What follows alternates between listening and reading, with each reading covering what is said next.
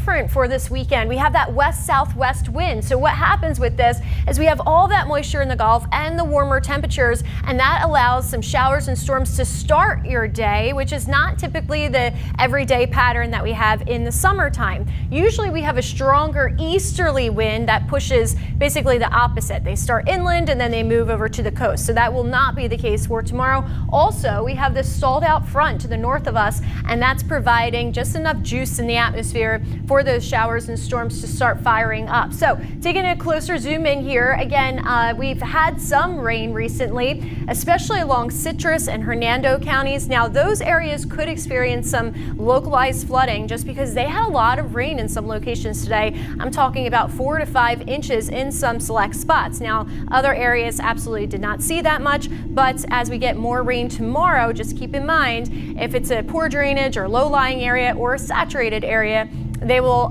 see that rain, and you could see some flooding as well. All right, forecast rainfall. How much can we expect? Well, again, some areas received a lot of rain already for today, and then add to that, we have another inch to almost 2 inches in some spots along the coast possible, especially as you move into St. Petersburg, Bradenton, Sarasota, and Venice. They will actually have a little bit of rain for the second half of the day, closer to 3 o'clock. Here's Futurecast. This is starting at current time, walking through tomorrow morning. At 5 a.m. Again, we will have those showers and downpours starting up along the coast. Some rumbles of thunder, absolutely possible, not out of question. Very similar to what we had this morning. Here we are around 10 o'clock. This model, this particular run, is showing quieter conditions around 10 a.m. I wouldn't take that too seriously because it's just one model run, right? But as we move into the afternoon, again, we are seeing a little bit better of a probability of seeing that rain across Sarasota and Manatee counties. The weather impact alert is just for the first half of your day, just because it's a little change up in the pattern and something that you're probably not used to on the weekends if you usually have those weekend plans, whether it be church,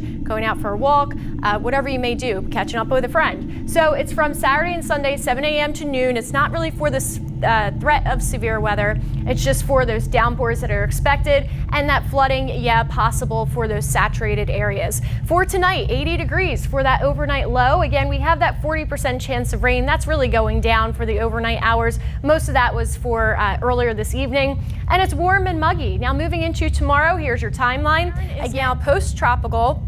And we have this area right here that has a 80 to 90% chance of tropical development within the next 2 to several days. We could soon see Fernan.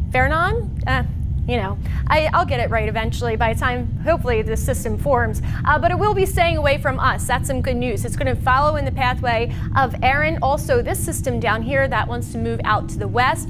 Neither are a threat to us at this time, but of course, we will have some updates for you throughout the weekend. Here's your 7-day forecast with those weather impact alerts for Saturday.